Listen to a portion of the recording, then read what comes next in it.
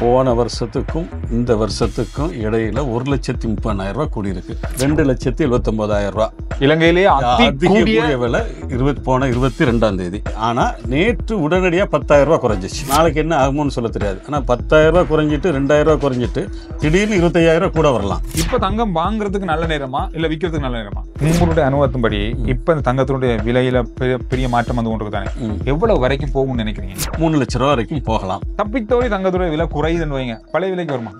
பழைய விலைக்கு வர்றதுக்கு சான்ஸே இல்லை.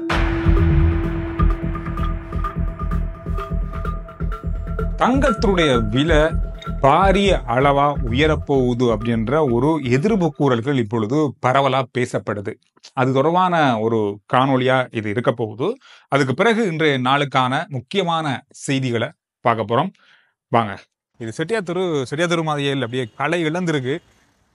தங்கத்துடைய விலை அதிகரிப்பும் இதுக்கு ஒரு காரணமா இருக்கலாம். நாம வந்து வளமையா போற சரிட்டாக்கு போறோம். நம்ம பாலாண்ணா இருக்காரு, அவரை போய் சந்திச்சு இது தொடர்பான தகவல்களை அறியலாம். வாங்க.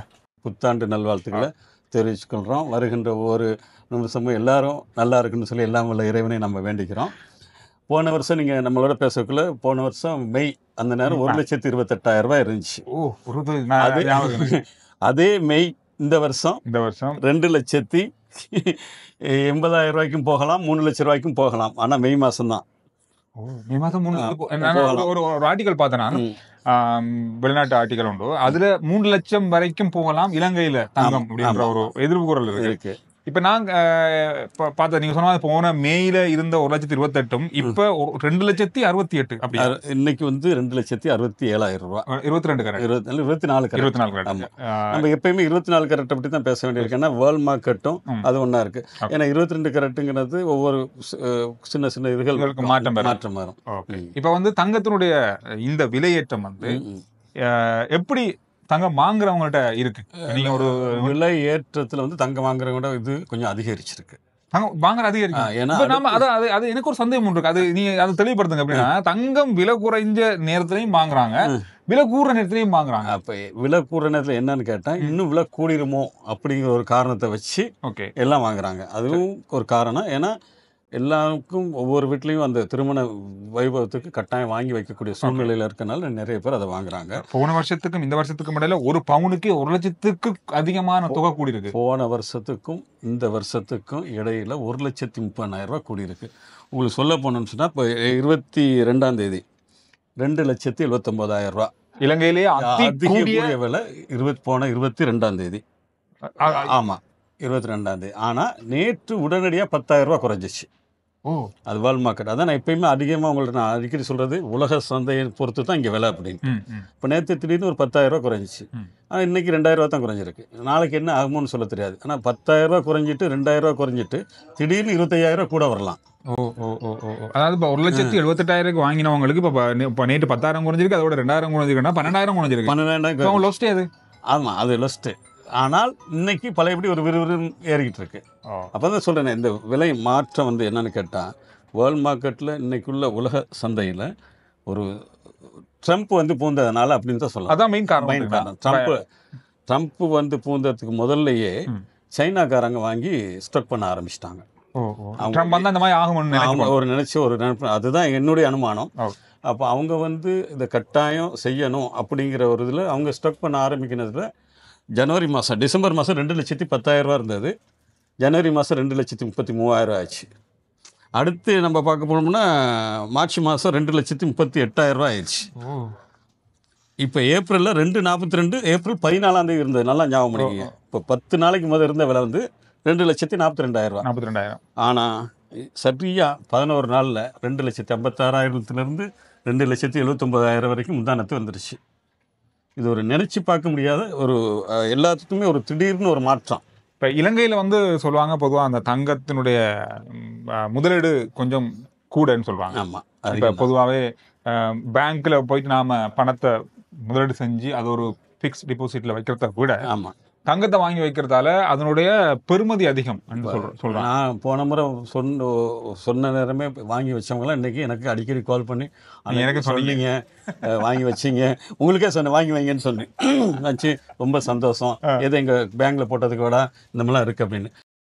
பழைய தங்கம் இருக்கு. இப்போ ஒரு நான் போன வருஷம் வாங்கினவங்க இருப்பாங்க, இன்றைக்கு வந்து விற்க வராங்கன்னு சொன்னா அந்த பழைய வாங்கின தங்கம் 1,28,000 வாங்கின தங்கம் தான் இன்றைக்கு நீங்க 2,40,000 45,000 நாங்க வாங்குறோம். அப்படியே வாங்குறீங்க? வாங்குறோம். ஓ, இன்னைக்கு அட்சய திருதின்னு வருது இல்லையா, அதுக்காக விசேஷமா எல்லா நகை பொதுவாக தான் நான் பேச வேண்டியிருக்கு. எல்லா நகை கடைகளையுமே அதை கோல்டு டு கோல்டு மாற்றமாக ஏற்படுறாங்க. அதுவே என்ன விற்கிறோமோ அந்த இதுக்கு நம்ம வாங்கிட்டு கொடுத்து புதுசாக மாற்றலாம் அல்லது விற்கலாம். அதெல்லாம் செய்யலாம். இப்போ போகிற விலைக்கு எந்த பழைய தங்கமாக இருந்தாலும் விற்கலாம். அது 18 கரெக்டாக இருந்தாலும் அதுக்குள்ள வரைக்கும் நல்ல உயரிய விலை கிடைக்கும். அதுதான் வந்து தங்கத்தினுடைய பெரிய ஒரு முக்கியமான விஷயமே. என்னதான் இருந்தாலும் பணத்தின் பெருமதி குறைய மாதிரி தங்கத்தின் பெருமதி குறையாது. அதான் அதிகமானவங்க தங்கத்திலே அதிகமா முதலீடு செய்யறதுக்கு காரணம். இப்ப நீங்க சொல்லுங்க, இப்ப நீங்க சொல்லுங்க, கூடி குறையுது, தங்கத்தினுடைய விலை ஏறுது, இன்னைக்கு 10,000 குறைஞ்சு 2,000 குறைஞ்சுன்னு சொல்லுங்க. நான் இப்ப தங்கம் வாங்குறதுக்கு நல்ல நேரமா இல்ல விற்கிறதுக்கு நல்ல நேரமா? அதாவது ஒரு முதலீடுங்கிறது இந்த வாங்கி வைக்கிறது அது நல்ல நேரம். ஆனால் அவங்க வேற இதில் சரி முதலீடு செய்து அதில் நல்ல லாபம் வருமா இருந்தால் இதை வித்துட்டு உடனே முதலீடு பண்ணலாம். ஓகே, இல்ல அந்த முதலீட்டை விட தங்கத்தினுடைய முதலீடு நல்லமா இல்ல தங்கத்துடைய முதலீடு தான் நல்லா இருந்துச்சு நான் சொல்ல வேண்டியிருக்கு. ஓகே, சொல்ல வேண்டியிருக்கு. தங்கத்துடைய முதலீடு தான் முக்கியமா சரியா இருக்கும் இந்த நேரத்தில். சரியா இருக்கும். ஏன்னா வங்கிகளையும் இப்போ வட்டி குறைஞ்சு போயிடுச்சு. உங்களுடைய அனுபவத்தின்படி இப்ப இந்த தங்கத்தினுடைய விலையில பெரிய மாற்றம் வந்து கொண்டு தானே, எவ்வளவு வரைக்கும் போகும்னு நினைக்கிறீங்க இலங்கை ரூபாயில? டிசம்பருக்கு உள்ள இப்போ 3 லட்ச ரூபா வரைக்கும் போகலாம் அப்படின்னு நான் அனுமானிக்கிறேன். ஆனால் அது ஆகஸ்ட்லேயே போகுமாங்கிற ஒரு சந்தேகம் இருக்கு. போகும் கட்டாயம் விலை 3 லட்சம் போகும். 3 லட்சம் போகும் அப்படின்னா பெரிய தொகை, கிட்டத்தட்ட $1,000. ஆமா, ஒரு பவுன் $1,000.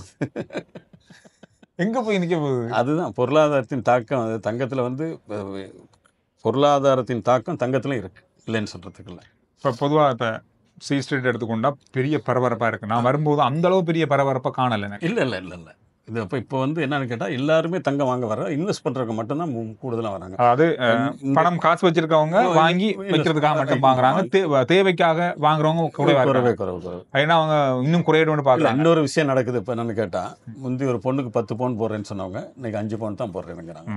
சரிதானே? அது வந்து எப்படின்னா 10 பவுனுக்கு இருந்த விலை 5 பவுனுக்கு 5 பவுன் இருக்கு. அதான் அந்த விலை அப்படிதான் இருக்கு. ஆமா, அதனால வியாபாரம் அது குறைவா தான் நம்ம நினைக்க வேண்டியிருக்கு. இந்த ஒரு சூழல் இப்ப நான் எவ்வளவு வரைக்கும் போகும்னு சொன்னேன். தப்பித்தோடி தங்கத்துடைய விலை குறையுதுன்னு வைங்க.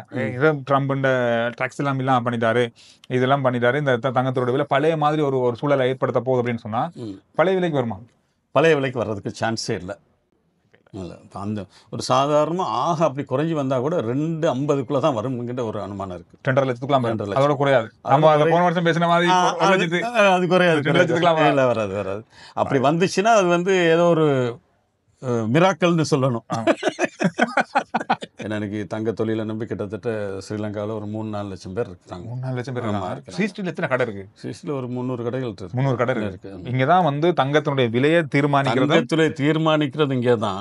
அகில இலங்கைக்கும் அவ்வளவு பொருட்களும் எத்தனையோ இடங்கள் தான், அவ்வளவு இடத்துல ஹப்னு சொல்லுவாங்கல்ல, ஒரு தங்கம் வந்து இலங்கையில இங்க இருந்துதான் வெளியில போகும், வேற எங்கேயுமே இல்லை. அதுதான் இதுல இருக்கிற முக்கியமான சிறப்பே. விலையும் தீர்மானிக்கப்படுது.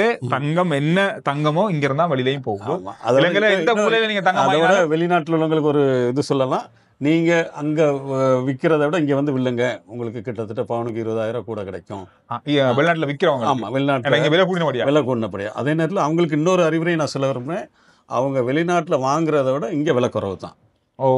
வாங்குறதையும் விட விலை விற்கிற பொருளுக்கும் விலை கூட கிடைக்குது, வாங்குற பொருளுக்கும் விலை குறையுது. இப்ப இலங்கையில தங்கத்தை விற்கிறதுக்கும் வாங்குறதுக்கும் சரியான இலங்கை தான். இன்றைய நாள்ல இன்னும் ஒரு முக்கியமான செய்தியை பார்க்க கிடைச்சது. அதாவது டான் பிரியசாத் அவருடைய கொலை தொடர்பான பிரதான சந்தேக நபர் அல்லது பிரதான நபர் கைது செய்யப்பட்டுள்ளதாக போலீசார் உறுதி செஞ்சிருக்காங்க. இந்த விஷயம் 2-3 நாளா பரவலா பேசப்பட்டது. நேற்றைய வீடியோவில் நான் முழுமையா அது தொடர்பாக பதிவிட்டிருந்தேன். நேற்று அவருக்கு, அதாவது பிரதான துப்பாக்கியாரி அல்லது இவர் கொலை செஞ்சவருக்கான தகவல்களை வழங்கியவங்க 3 பேர் கைது செய்யப்பட்டாங்க. இன்று பிரதான நபரே கைது செய்யப்பட்டதாக சொல்லப்பட்டிருக்கு. இதை தாண்டி வருகின்ற 5ஆம் 6ஆம் திகதிகளில் இலங்கையினுடைய பாடசாலைகளுக்கு விடுமுறை வழங்கப்பட்டிருக்கிறது. காரணம், உள்ளூராட்சி சபை தேர்தல்கள் நடக்கிறதால. அதோட இந்த மாதம் 29ஆம் திகதி போப்பாண்டவருடைய நினைவு தினமாக அல்லது நினைவு கூறும் முகமாக துக்க தினம் இலங்கையில அனுஷ்டிக்கப்படுது. இந்த விஷயங்களும் இன்றைய நாள்ல பார்க்கக்கூடிய விஷயமா இருக்கு. அதோட உலகம் முழுவதும், குறிப்பா இந்தியா முழுவதுமே பெரிய அளவான அதிர்வலைகளை ஏற்படுத்தி இப்பொழுது உலகம் முழுவதும் மிகப்பெரிய அளவான கோபத்தை ஏற்படுத்தி இருக்கிற ஒரு விஷயம். காஷ்மீரில் பஹல்கமில் இடம்பெற்ற துப்பாக்கிச் சூட்டு சம்பவம் அல்லது தீவிரவாத தாக்குதல். இதனால உயிரிழந்தவங்களுடைய அந்த விஷயங்கள் தொடர்பாக 2 நாடுகளுக்கும் இடையிலான பலதரப்பட்ட முறுகல்கள் இப்பொழுது ஏற்பட ஆரம்பித்திருக்கிறது. இந்தியாவில் இருக்கிற பாகிஸ்தானியர்களை வருகின்ற 29ஆம் தேதிக்கு முதல்ல வெளியேறுங்க அப்படின்ற ஒரு கட்டாயம் வழங்கப்பட்டிருக்கிறது. அதோடு அதாவது பாகிஸ்தானில் இருக்கிற தூதரகத்துல 30க்கும் குறைவான ஊழியர்களை மட்டுப்படுத்துறதுக்கான வாய்ப்பை உருவாக்கியிருக்காங்க. அதோடு மட்டுமில்லாமல் சிந்து நதி மிக மிக முக்கியமான ஒரு நதி. சைனா, இந்தியா, பாகிஸ்தானை இணைக்கிற ஒரு நதி. இந்த 3 நாடுகளுக்கும் இடையில இந்த நதி கடக்கிறது. பாகிஸ்தான்ல தான் அதிகமான பரப்பு இந்த சிந்து நதிக்கு இருக்கு. எனவே இந்த மாதிரியான பல விஷயங்கள் இருக்கிற ஒரு முக்கியத்துவம் வாய்ந்த ஒரு நதி. இந்த நதியினுடைய நீர் ஓட்டத்தை தடை செஞ்சிருக்காங்க இந்தியா. அந்த ஒப்பந்தம், அதாவது சிந்து நதி ஒப்பந்தம் ஒரு பெரிய ஒப்பந்தமே இருக்கு இந்தியாவுக்கும் பாகிஸ்தானுக்கும் இடையில. இந்த சிந்து நதியினுடைய நீரினால்தான் பாகிஸ்தானுடைய 90% பயிர் நிலங்களுக்கான தண்ணீர் அல்லது தேவை பூர்த்தி செய்யப்படுது. 61% பாகிஸ்தானியர்கள் இந்த சிந்து நதியை நம்பித்தான் வாழ்றாங்க. எனவே இந்த நதியினுடைய அந்த நீரோட்டத்தை இந்தியா, அதாவது அந்த ஒப்பந்தத்தை நிறுத்துவதாக சொல்லியிருக்காங்க. இது ஒரு பெரிய அதிர்வலைகளை ஏற்படுத்த வாய்ப்புகள் இருக்கு. அதோட இந்திய விமானங்கள் பாகிஸ்தானுடைய வான்பரப்புல பறக்கிறதுக்கான தடையையும் பாகிஸ்தான் இப்பொழுது விதித்திருக்கிறாங்க. இந்த மாதிரி மிக பெரிய அளவான ஒரு விஷயம் போய்கொண்டிருக்கு. குறிப்பா சொல்ல போனா இந்தியாவுடனான சகல விதமான வியாபார நடவடிக்கைகளையும் பாகிஸ்தான் நிறுத்த போவதாகவும் சொல்லப்பட்டிருக்கு. இது எப்படி எங்க போய் முடிய போகுதுன்னு தெரியல. இது உண்மையிலே கண்டிக்கக்கூடிய ஒரு விடயமாகவே பார்க்கப்படுது. காரணம்னா சுற்றுலா போனவங்களா இருக்கட்டும், யாரா இருந்தாலும், எந்த நாட்டுக்காரங்களா இருந்தாலும் இந்த தீவிரவாத தாக்குதலால இலக்காகிறது அப்படின்றது கண்டிப்பா மன்னிக்க முடியாத ஒரு குற்றமாகவே பார்க்கப்படுது. எனவே இந்திய பிரதமர் நரேந்திர மோடி அவர்கள் ஒரு விஷயத்தை இன்றைய நாளில் சொல்லியிருந்தாரு. அதாவது தீவிரவாதம் எந்த மூலையில் இருந்தாலும் அதை வேட்டையாடுறது எங்களுடைய பொறுப்பா இருக்கும் அப்படின்ற மாதிரி. எனவே அந்த அளவுக்கான பெரிய அளவான அதிர்வலைகளை இந்த விஷயம் ஏற்படுத்தி இருக்கிறது. பெரிய அளவான எதிர்ப்பையும் ஏற்படுத்தி இருக்கிறது. 2 நாட்களாக சமூக வலைத்தளங்கள்ல இந்த மாதிரி விஷயங்களே பார்க்க கிடைக்கிறது. மிக பரவரத்துக்குரிய விஷயமாகவும் சில புகைப்படங்களை பார்க்கும்போது இருக்கு. எனவே இந்த விஷயம் இன்றைய நாளில் பார்க்கப்பட்ட மிக முக்கியமான விஷயமாக இருக்கு. RJ Chandru report YouTube channel, Facebook page, WhatsApp channel எல்லாத்தையும் ஃபாலோ பண்ணுங்க. அடுத்த வீடியோல நான் உங்களை சந்திக்கிறேன்.